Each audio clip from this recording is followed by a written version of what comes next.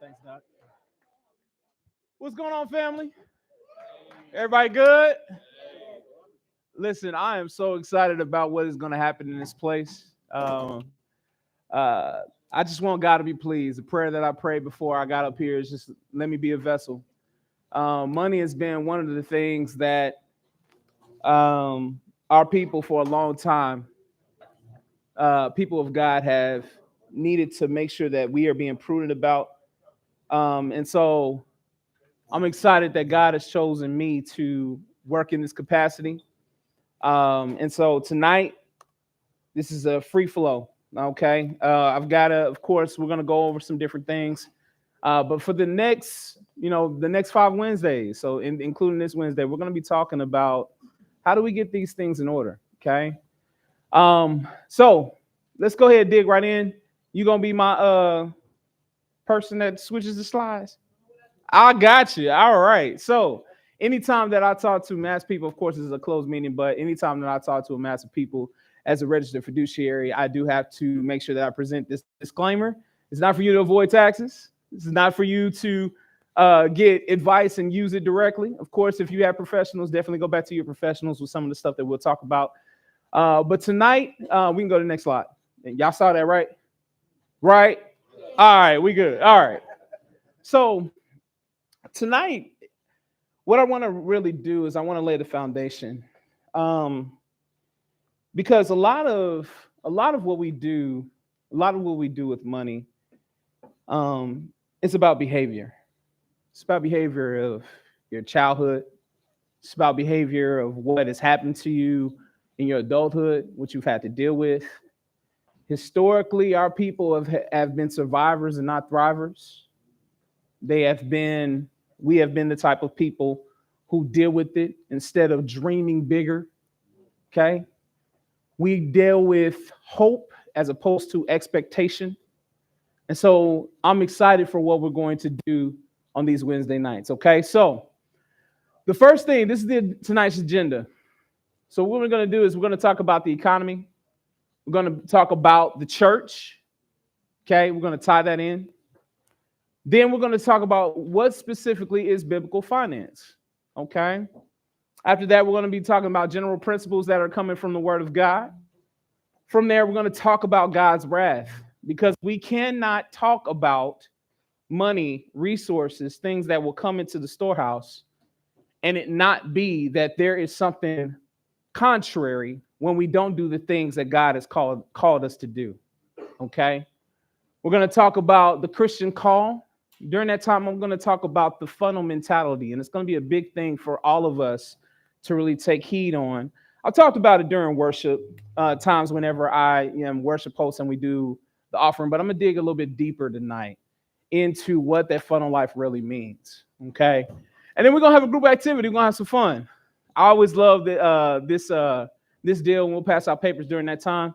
And then you guys got some homework. Y'all thought y'all was going to come here without homework? Huh? No?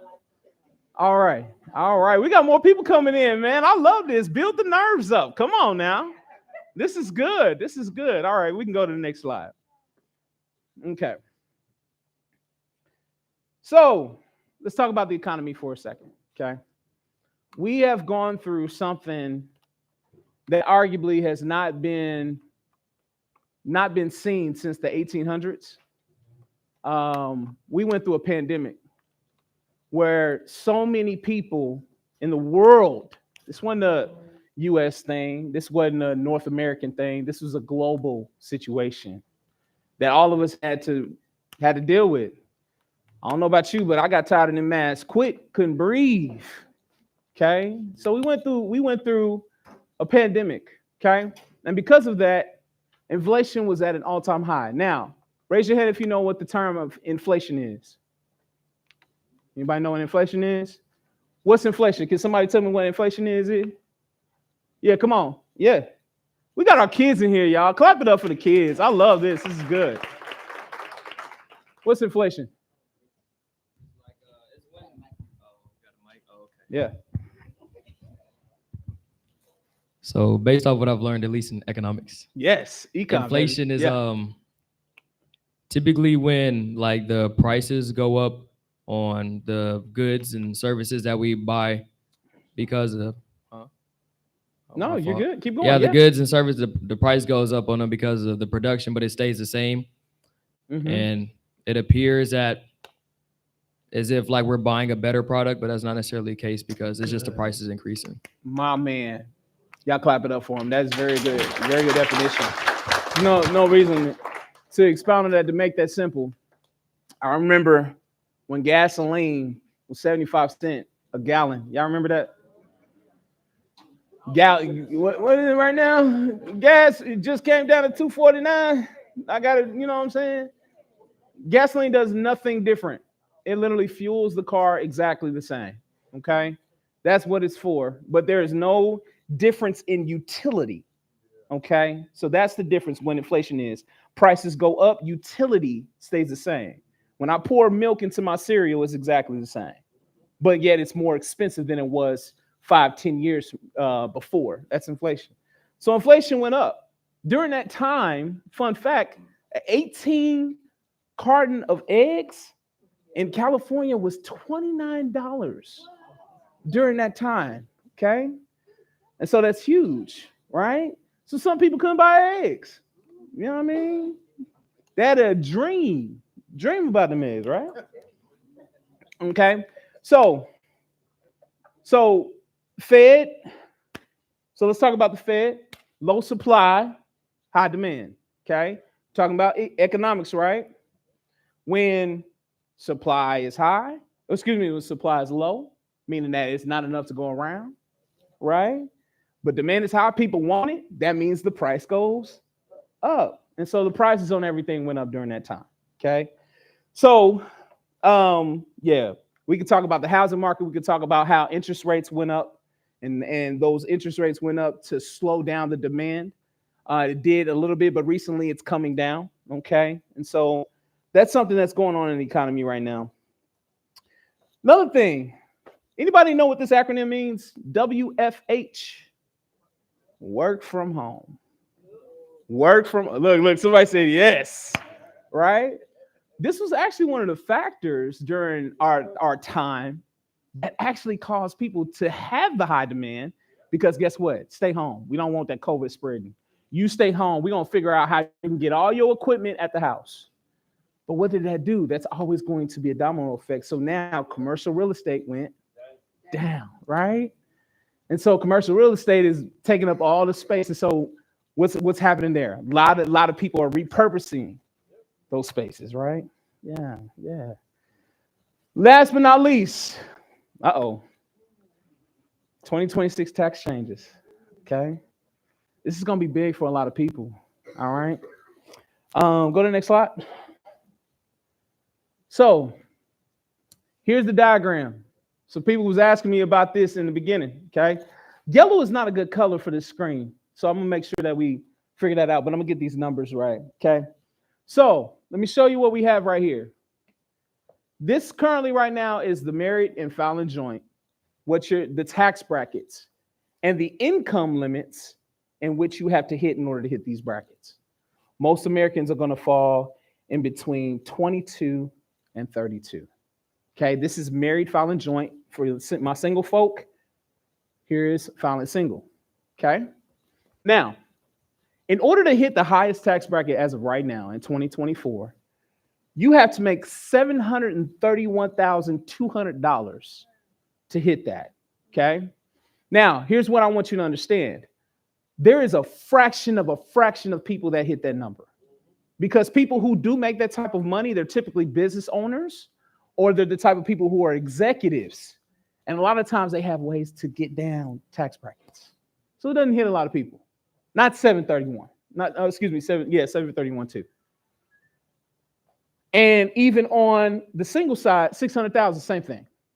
Okay. But in 2026, here's the projection and what it looks like. We're going up tax brackets, which means that more money is coming out of your pocket. Then on top of that, the projection on the income side is $578, almost $78,000. So that means the taxes are going up, but the limits to hit it are going down. And even if you look at Mary Fallon joint, you see that a person who was making $200,000 was in the 24% tax bracket, going to 28 in 2026. So your paycheck, top of the year, if you're a W-2 employee, it's going to get cut. Okay? So now here's another thing. Here's this little line on the bottom. Standard deductions in 2024 are $29,200. Single folk, $14,600. In 2026, these amounts basically getting cut in half. Okay? So this is what I want to make sure that all my people know is that, guess what? You're going to be taking home less money. So what do you need to do now in order to prepare for this? Okay? Now, we talked about this. Can Congress make changes to some of these things? In some variations, yes, but this is the projection. Okay? We got a pandemic to take care of, and the value of the dollar we have to have strong in order for commerce around the world to continue based on our dollar. Okay? And so some of the things that we're going to talk about during this time, not tonight because we got a foundation that we're still building, but some of the things we're going to talk about is cutting your petty debt, your expenses that you have. We're going to teach you what's called balance sheet neutral strategies. And I'll give you the little plug. The balance sheet neutral strategy says, listen, I'm living the same lifestyle, but I'm paying less for it. How do we do that? We're going to talk about budget big time this session and the next session. And one of the things that we're going to talk about is what's important and what's not. Okay? What are some of the things that we can do to improve on our lifestyle, to do with our kids, that we sometimes will drive through a car wash whenever we can have fun washing the car with our babies? These are some of the things that we're going to talk about that can improve our quality of life, that can improve our health because we're moving around a little bit more, but at the same time, it can improve our pockets. Everybody with that? Okay. So these are some of the things that we're going to talk about. Now, let's go to the next slide. Let's talk about the church. Where's the church in this? Next slide. Next slide. Yeah. Yeah. Okay. So church decline has been a problem pre-pandemic. Okay. This is not, pandemic just accelerated it. Okay. Gallup.com gave a lot of great information about statistics. Talked about how church attendance in the United States has been declining, with the percentage of people attending regularly dropping at 42% in 2000, from 42% down to 12%. That's a big hit. Okay. Weekly attendance is at only 20% of people. So 1 out of 5 people attend church regularly. Okay. Monthly attendance, 41. Never go, 31. Seldom, 25. Okay. Decline in attendance has been, this just continues on. Next slide.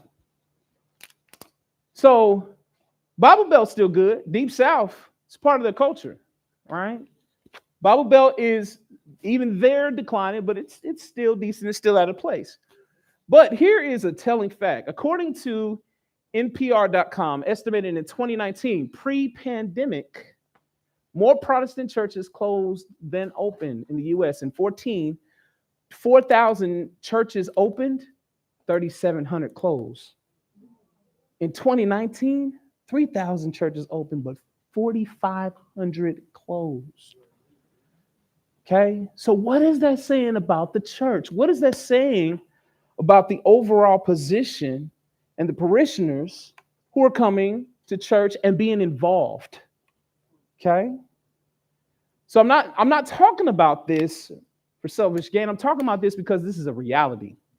We have now online church, right? We have that now to where being in the building or being with the people is not as much as important as a convenience. You know, they go to Bedside Baptist, turn over on Pastor Pillow, right? And what do? They watch church to get that feel, as opposed to what we know, right? Is that church is about building a community. Okay. So next slide. What is biblical finance? Okay. So let's talk about that. Laying this foundation. This is what tonight is about. Okay. Because in order for you to understand wealth, in order for you to understand all the different facets of finance, in order for you to understand all the things that you should be doing, I got to lay a foundation if you're going to be a Christian with this. Because guess what? All of us have been called. All of us have been saved. Okay. All of us have been called to the kingdom of God. And in order for us to have the platform to understand these things, I've got to get it into you the importance of why you cannot frolic your money anymore. No more. Okay? Let's get this number, 2,350. It's about the amount of verses that you're going to see in the Bible talk about money. Twice in the verses of faith and prayer. Okay? So nearly 15% of everything Jesus spoke about was related to money and possessions. 15%. Next slide. Here's some of the principles. You can write this down. Take a picture of it. Number one, everything is his. I ain't seen no U-Hauls behind caskets. When you leave this earth, you leave this earth.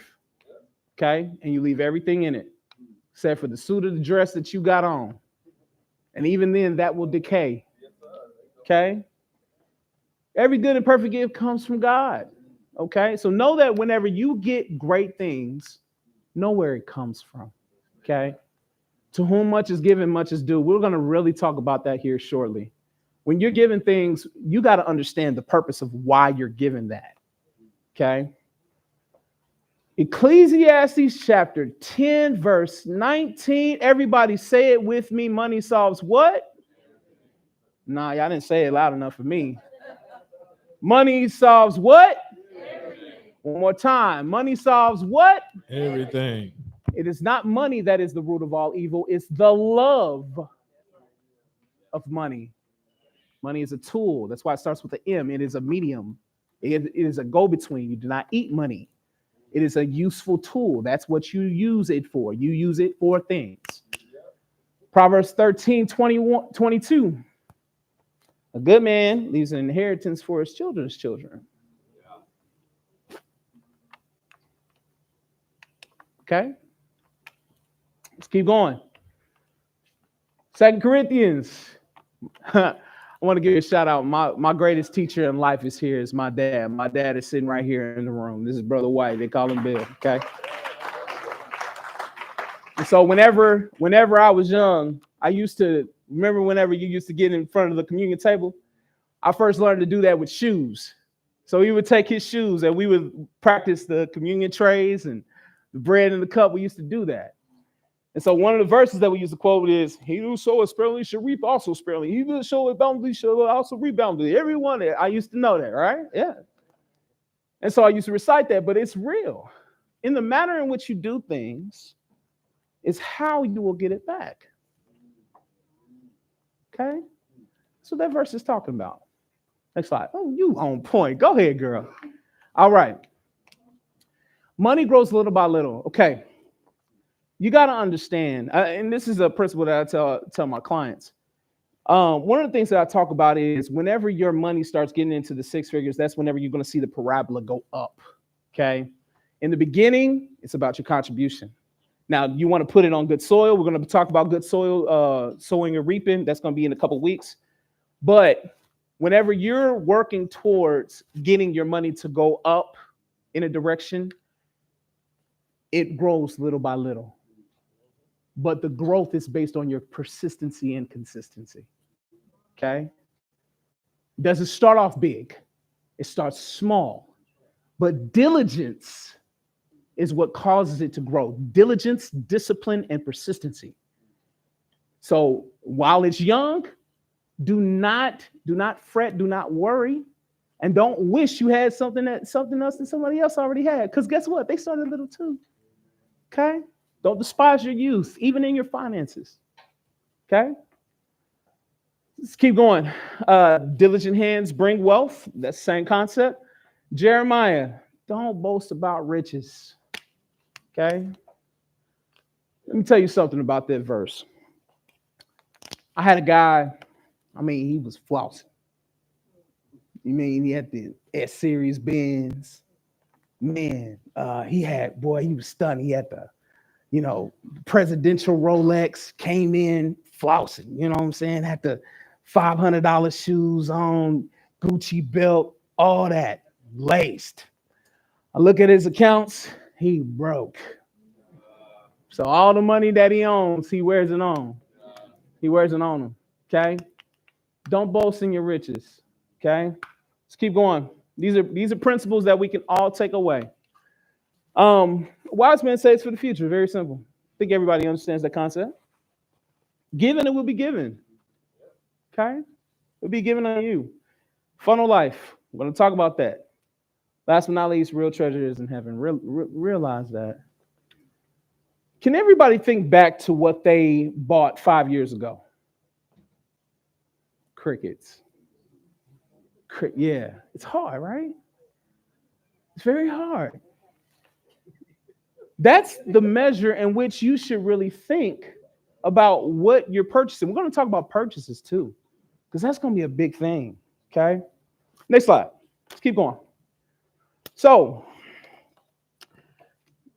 I grew up in a time where the church scared you into stuff, right? You go to hell, that's the time that I grew up in, right? You remember that? That fire that. And he used to scream, the pastor used to be up in the front, trying to scare you into doing those things. But, one of the beautiful things that we do here is we talk about doing life together and how beautiful it is. And you want to be a part of that. That's the, 1 Peter 2:9, the peculiarness of us is that we do life together and we have fun doing it, right? And so, but there is a flip side to whenever you misappropriate the things that God has given you and the call that he's given you. There is that side, and we cannot deny that. We can't look over that. Next slide. No. Go back to Sodom and Gomorrah.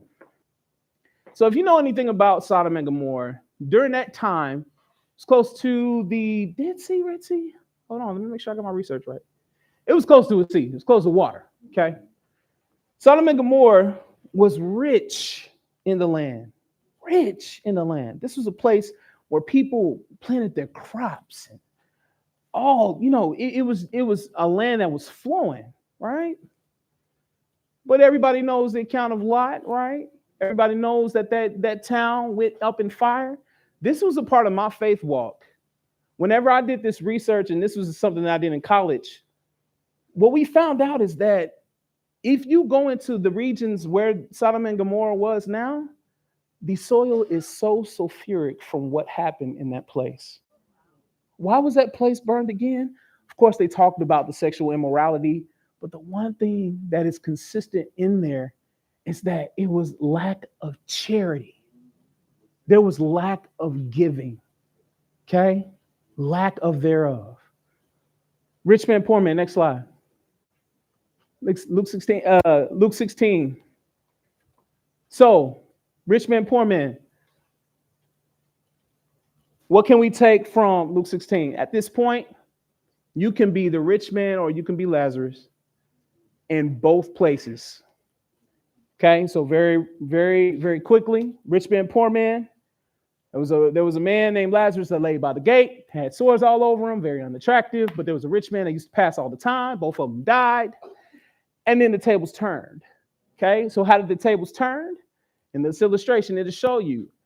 Lazarus was laying in the bosom of Abraham, and the rich man was with the devil. And he said, give me drink, all I want. He had all these possessions, everything in life. He had everything, okay? Everything that you can ask for. He was like that guy that had a Gucci belt, S Series, right? He was that guy. But the flip side is on the eternal side, when Jesus is telling about this parable, the table flips. And now he's asking Lazarus, can I get a drop of water? Can I get a drop? He didn't ask for anything that he had been exposed to make him cooler. He said a drop of water. Okay. Next slide.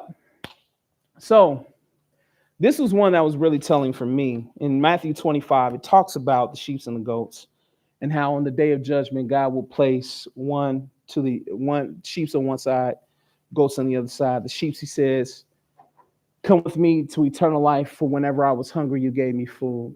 When I was thirsty, you gave me drink. When I was in prison, you came and saw about me. When I was sick, you came and saw about me.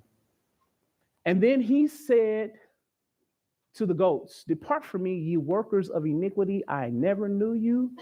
And the words that they say is, have we not prophesied in thy name? Which means they knew him. They knew him. Okay? And so how does Christ respond? Christ says, now, when I was hungry, you didn't feed me. When I was thirsty, you didn't give me drink. When I was sick and in jail, you didn't come and see about me. And they say, when did we see you like this? When you saw the least of them. This is Jesus talking in this passage. This is not one of the prophets. This is not Paul. This is Jesus talking. Okay? So, people of God, this is a very serious thing. 2,350 scriptures about money and possessions. But there's so much depiction on whenever the people of God are called to make a difference in the world, but you choose not to. Okay? So this is very serious. All right, next slide. So, what is the call? First off, finances are for your family and the kingdom. Okay? Next is be valuable. Be valuable. Okay? Because there is an attractiveness that all of us have. There are gifts that every last person in this room is given. Okay? And use them for the glory of God, and it's not for your glory. Be content with the fact that you may never get glory for the things that you do. But guess what? He sees it. Okay? The value is there for every last one of us. But last but not least, I want to talk about this funnel life. Okay? Next slide. So a couple things that are different, and I want to get some crowd participation in this. One, this is a funnel. The blue one's a funnel. The yellow one is a cone. Okay? Can anybody tell me the difference in those two things? No. First off, I'm sorry. Can anybody tell me the similarities?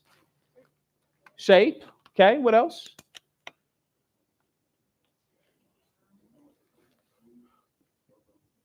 Very simple. It's big at the top and small at the bottom, right? Okay. Now, what can you tell me different? What's the difference between the two? One is one's hello. Okay, that's good. That's good. All right.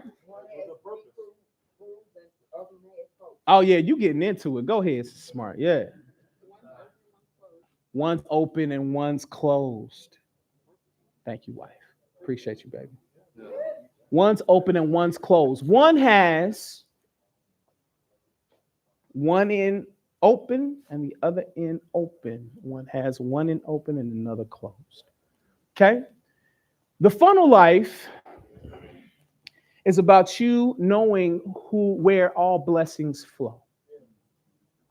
And understanding that these blessings are not for you. They're for you to receive and then to give. When you are a cone, what you're saying is, God, that's enough. I'm going to hold on to my capacity. That's it. No more. This is what I want to be. And the only way that I can be manipulated is if I cut the bottom and say, God, I need you to be the source of my everything, or tip over and damage yourself. When you live the funnel life, you understand two things. One, that God is going to give me everything that I need. And guess what he'll do? He'll increase the size of your funnel. But when you're a cone, he can't do anything with you. You're to capacity. You're too heavy. You're too heavy. You're holding on to all the things of this life. You're holding on to things that happened to you before. But whenever you're a funnel, you realize that, listen, my value is not in what I hold. My value is in who gives it to me. Okay? And so I want the people of God to understand this. Whenever you live the funnel life, you understand the source in which you get every single thing.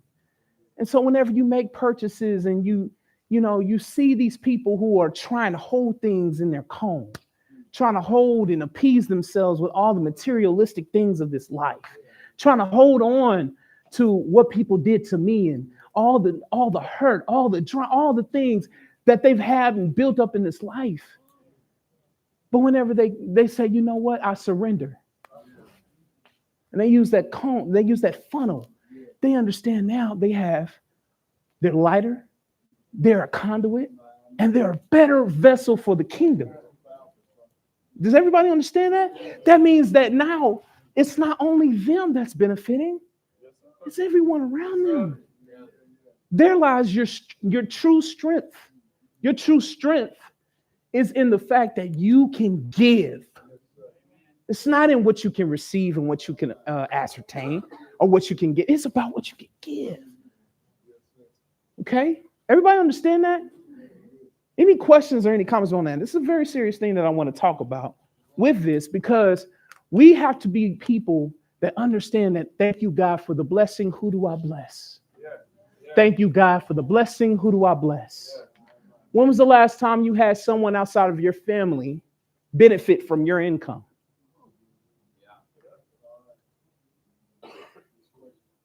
When was the last time somebody who's not in your direct family supped at your table and ate your food that you paid for? When was the last time you did that? This is something that is very, very important, because when we talk about money, finance, resources, I need your foundation to be straight. I need it to be strong. That your home should be a place of healing. You healing and other people healing because of what God has done for you.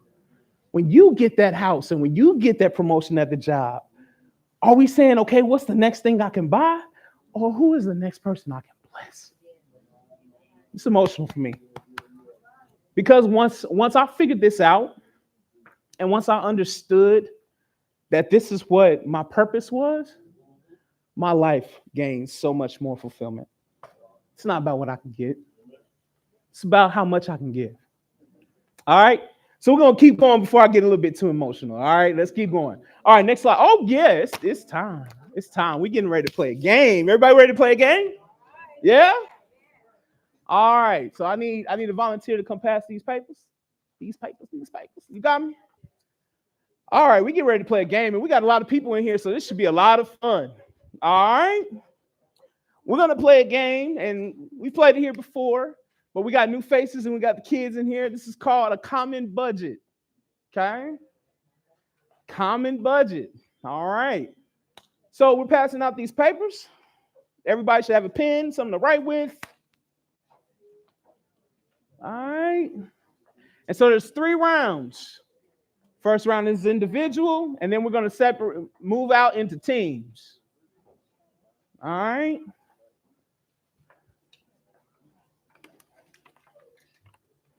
All right.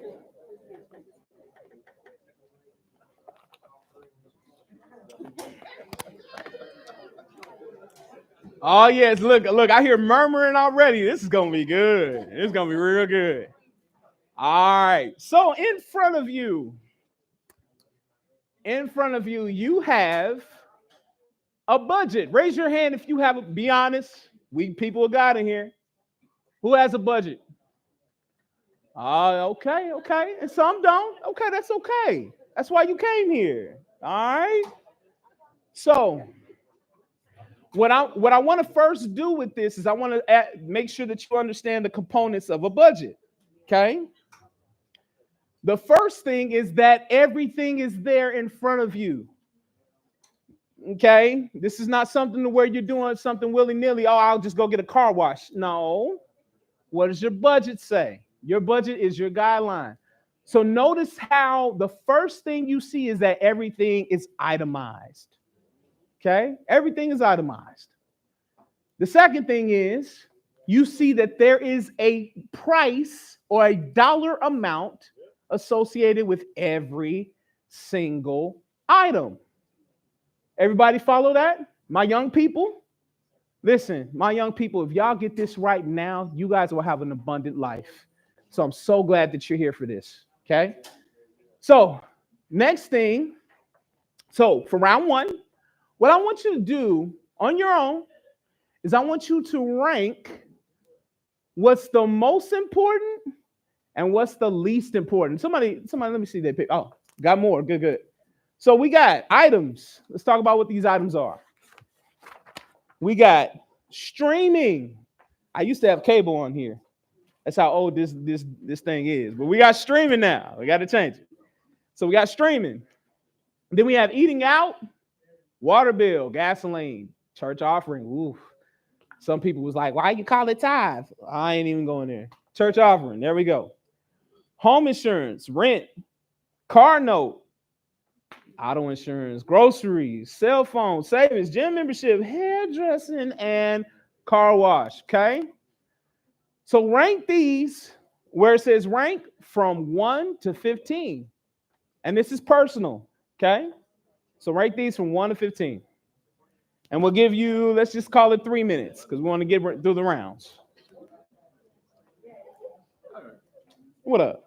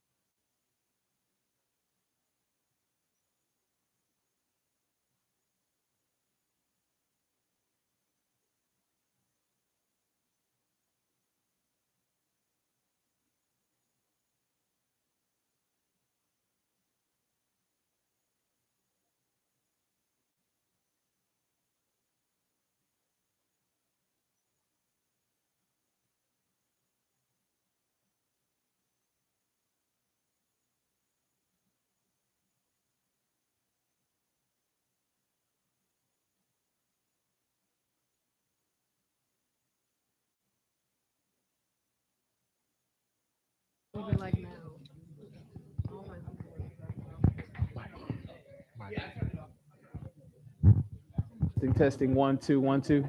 Good. Yeah. All right, let's come back. Now, let me talk about what I've heard a little bit about. Heard, wait a minute, it's streaming Wi-Fi? That's one of the first things I heard. Second thing I heard was $400 for groceries. I said, yeah, oh God, Lord.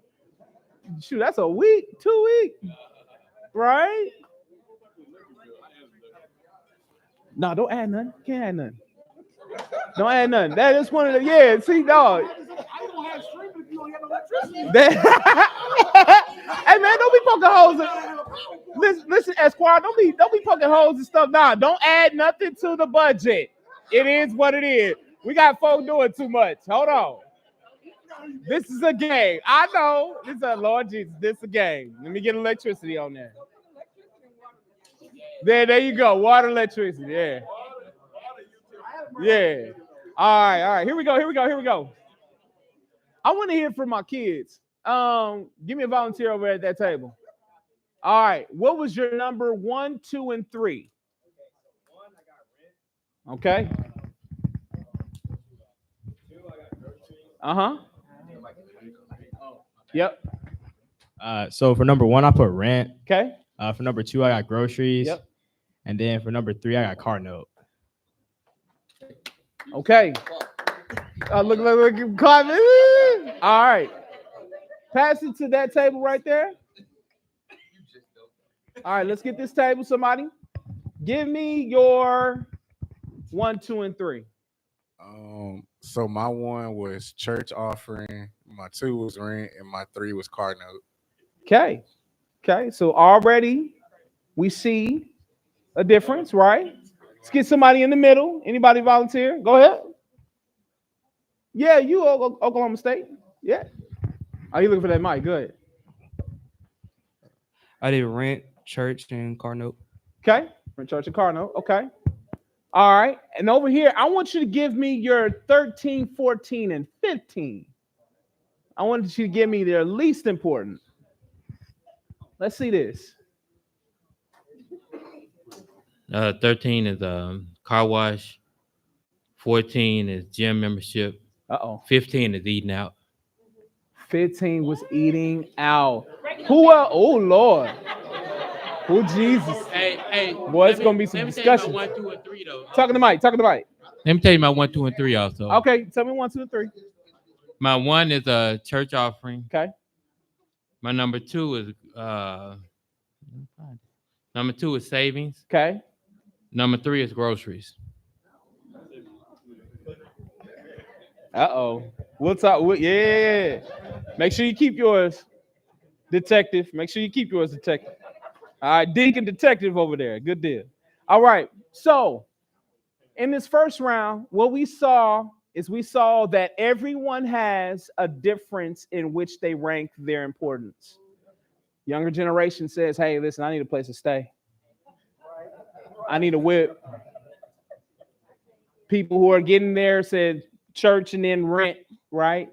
Then we have another generation who says church and then savings and then everything else, okay? Which nobody's ever gotten that right. Man, who's your financial advisor? You are. Oh my God. So having fun. Okay, now round 2, okay? So round 1, what we learned again, each person in here has a difference of opinion what ranks high and low, okay? One of the things that we learned about budgeting is being realistic, okay? And budgeting takes education. So we're going to talk about that, okay? Round 2, we've been ready to break into 5 different teams, okay? Y'all won, okay? This is 2, okay? Back there, all y'all is 3. Right here, these 2 front tables are 4, and then the bros and y'all back there are 5. Okay? So I want y'all to get together. Hopefully everybody got deodorant on. Okay? Huh? Thank you. Yeah. And we got 10 minutes, so we got to make this quick. We got another round, okay? Rank as a team from 1 to 15. 1 to 15. I'm going to give you 3 minutes. You got to roll. We got to move quick.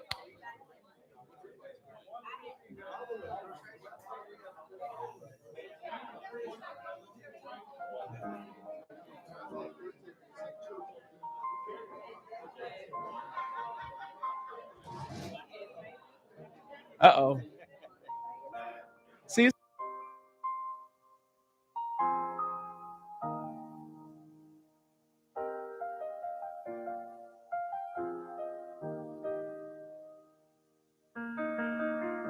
I'll tell you what, let's do, for time's sake. Listen up, everybody, for time's sake. Get just the first 5. Get your first 5 for time's sake. First 5.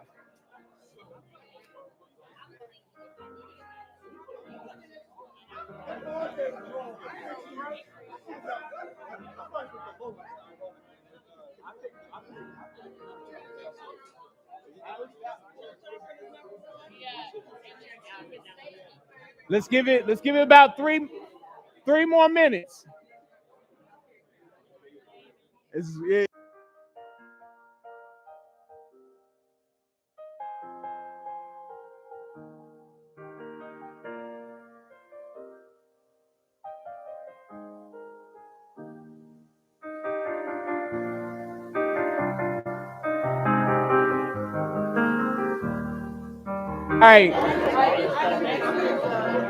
All right, let's get to it. Get to number 5. 1 through 5.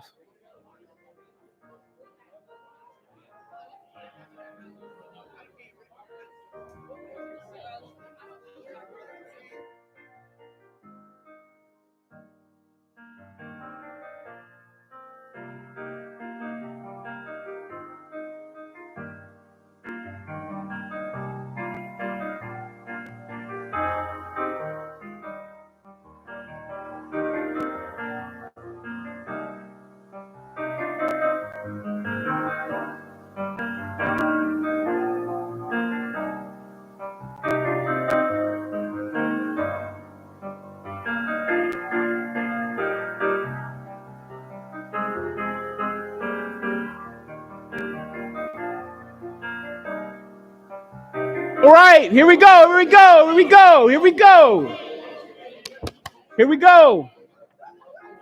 Everybody come back. All right. I need a spokesperson from each team. Everybody listen up. This team, who's the spokesperson? Okay, spokesperson. Come on, baby, you good. All right, spokesperson. You want to speak? Okay, you can. Spokesperson right here. Spokesperson right here. Rob, spokesperson. All right, here we go. Everybody listen up. We ain't got a lot of time. Here we go. Give me 1, 2, and 3.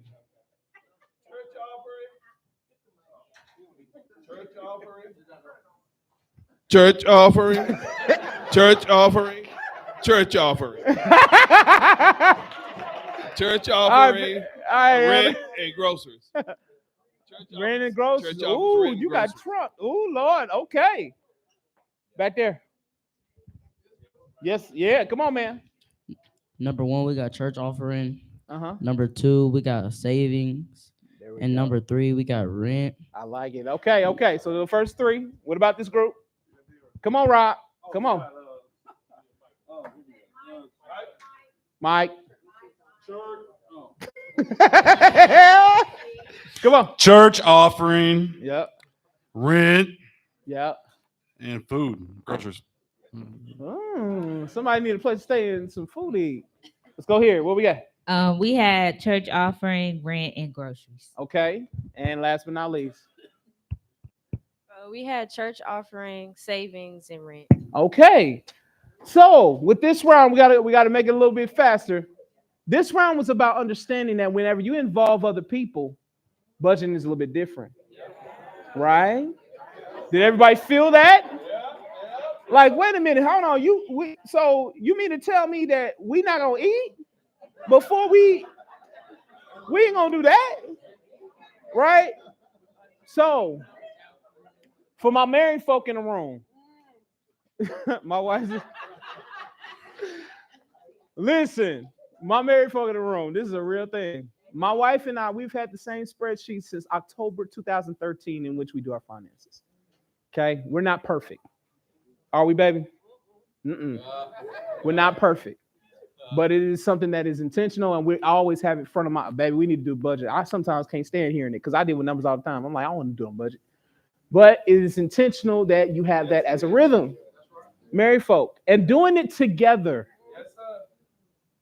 Doing it together. I'm going to take a minute for this. When one person is doing the finances and the other person has no involvement, let something happen to that one person. The house is in shambles. Your spouse must be a part of your financial picture. Married folk, y'all hear me? We'll talk about this. We're spending more time on budget next session. Okay? Volunteers, come to the front. Quick. Gotta make it quick. Come, volunteers, y'all come to the front. Come to the front. This third round. We got 3 minutes. Come on. Come here. Are you the volunteer? Maybe. All right. Oh, you got it? Okay. I just need the 5. Just need the 5. 1, 2, 3, 4. We got one missing. Who? Oh, okay. There we go. Okay. Okay, yeah. All right. So I have 5 different cards in front of me right now. Okay. All right. So I want you. Y'all grab them. Each person grab one, but don't look at them. Go. All right, now don't look at it, but take it back to your tables. Go. Quick. Okay.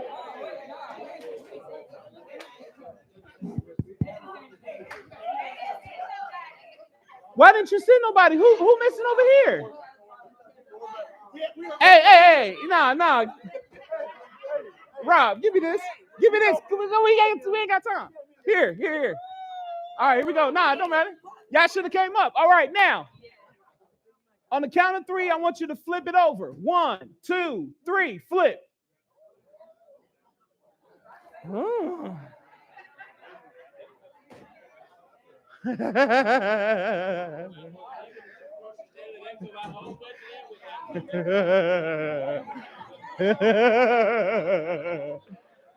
Okay, now, real quick. Hold on, we only got a minute. We're going over time. That's what happened. So you put in an insurance claim? Anyway, here we go. This group, how much we got? 3 G's. Okay. How much we got in this group? 2,500. What's your budget? 28. Ooh. How much y'all got? That will be the group to get the 4,000. They got 4,000. All right. What about this group? How much you got? 3,500. How much this group got? All right. So, hey, real quick, because it's 8 o'clock. It's 8 o'clock. Okay, listen up. Your total budget is $2,863. Who got enough to cover their bill? Right. I don't know how that happened.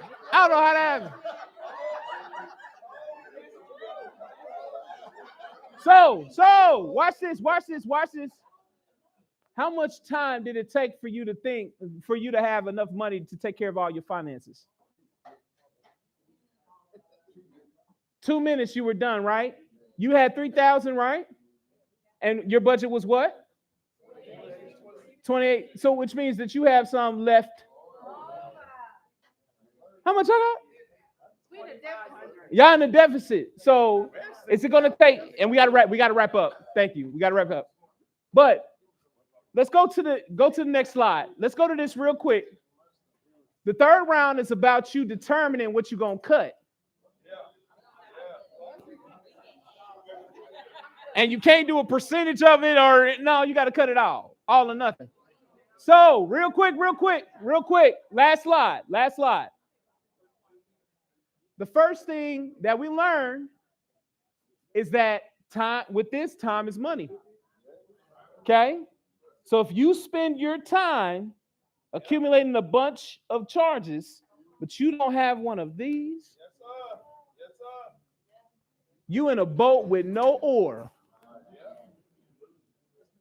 Okay?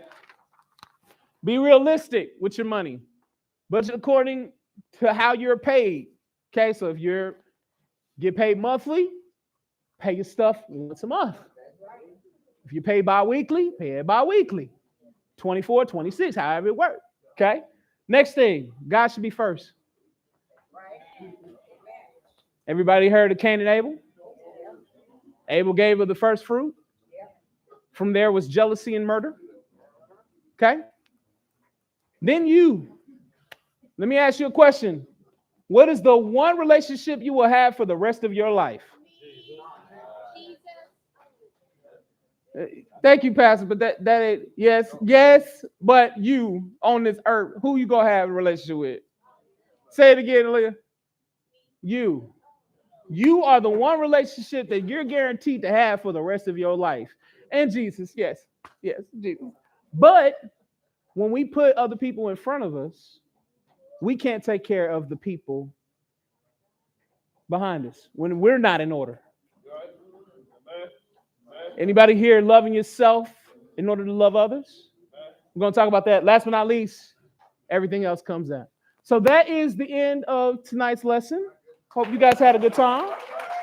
Come back next week. And we're going to talk about, I think next week is reaping and sowing, I think. Yeah, keep the groups. That's fun. We got more games.